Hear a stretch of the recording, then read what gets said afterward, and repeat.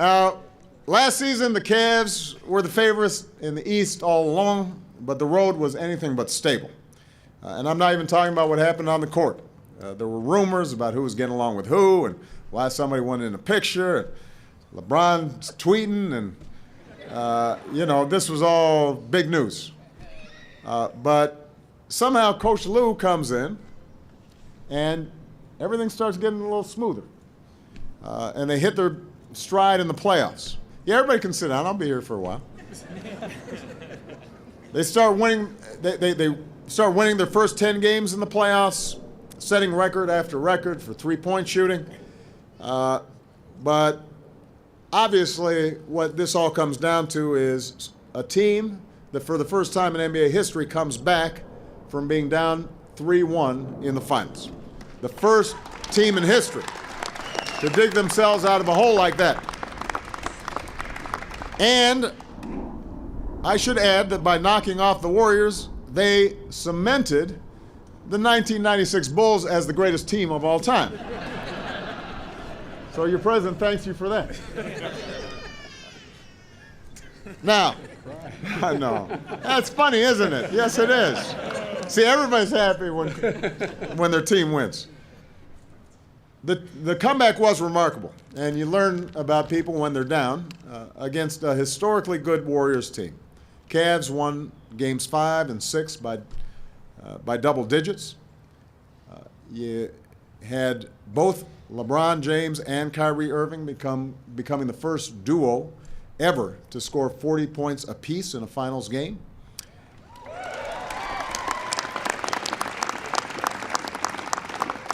And then, in Game 7, the Cavs fall behind on the road, only to fight back and lock up the title with an unbelievable 2 minutes.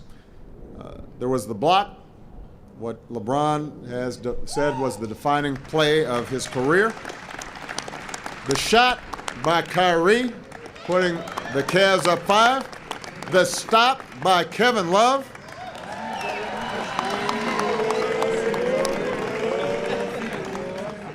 Boy, I mean, Kevin was moving.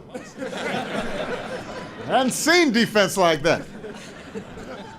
But it wasn't just those outstanding players, not then and not throughout the year, because this was always a team effort. JR always seemed to hit those shots, no, don't shoot that, and then it goes in, and man, that was a great shot. You got Tristan Thompson, who has as great of a motor as anybody, and put in extra work to teach himself how to shoot free throws with the wrong hand. I should have tried that with some bill signings around here. You got Channing Frye, who came in right over the trading deadline and changed the tone of the locker room and his sharp shooting. Richard Jefferson, Dante Jones, providing leadership and giving inspiration to all of us old people that, you can still do something at that age. Iman Shumpert, playing not only great defense and scoring, but also delivered his wife's baby in the bathtub, using a pair of headphones to tie off the umbilical cord. Now that's something right there. That was an all-star move. Got the MacGyver flat top, which we miss.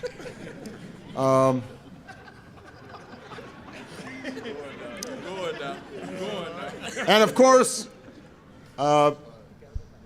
there's the guy LeBron calls his favorite player of all time, James Jones. The two are a package deal. 6 straight finals appearances. Their names even go together. LeBron James Jones.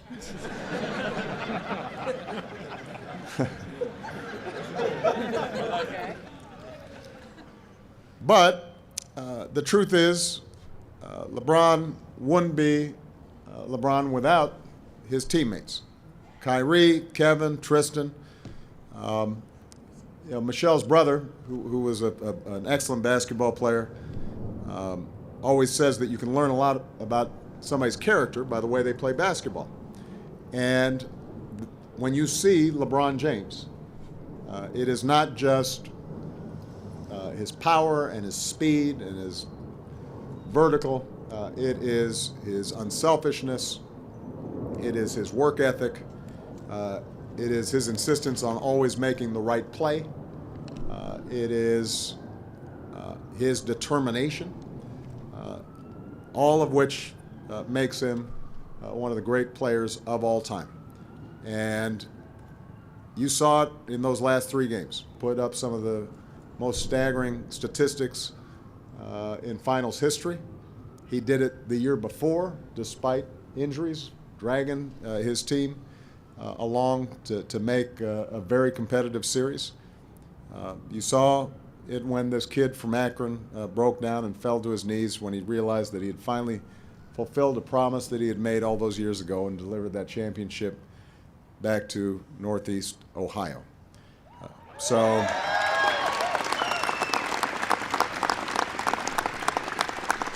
this is a player, and this is a team that knows what this title means to Cleveland.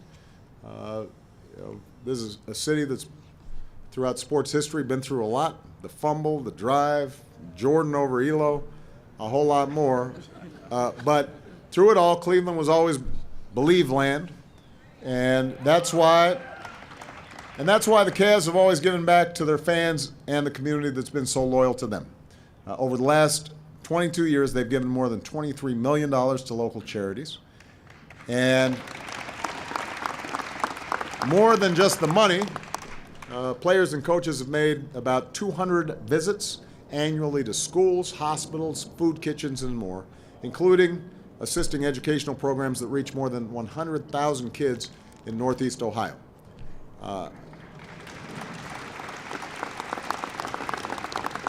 And these Cavs exemplify a growing generation of athletes that are using their platforms to speak out. We've seen Kevin on combating campus sexual assault, LeBron on issues like gun violence and working with Michelle to help more kids go to school, go to college. His foundation is doing something incredible, paying college tuition for 1,100 kids from Akron.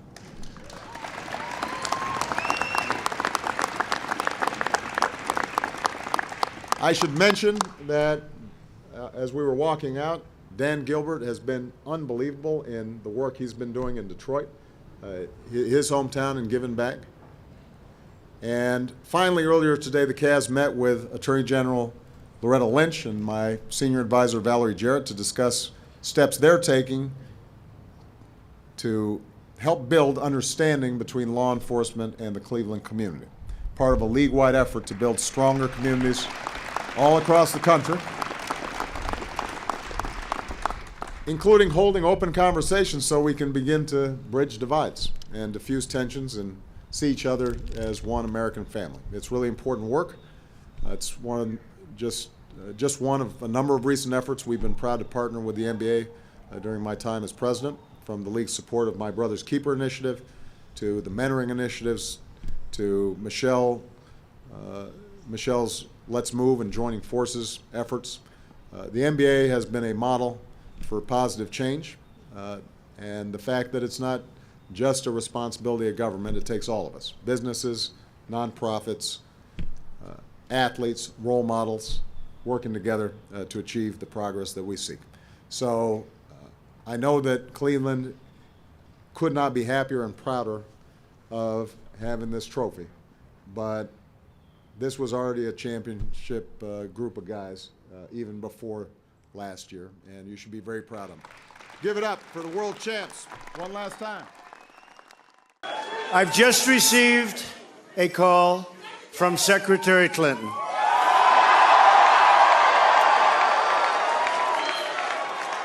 She congratulated us, it's about us, on our victory. And I congratulated her and her family on a very, very hard-fought campaign. I mean, she fought very hard.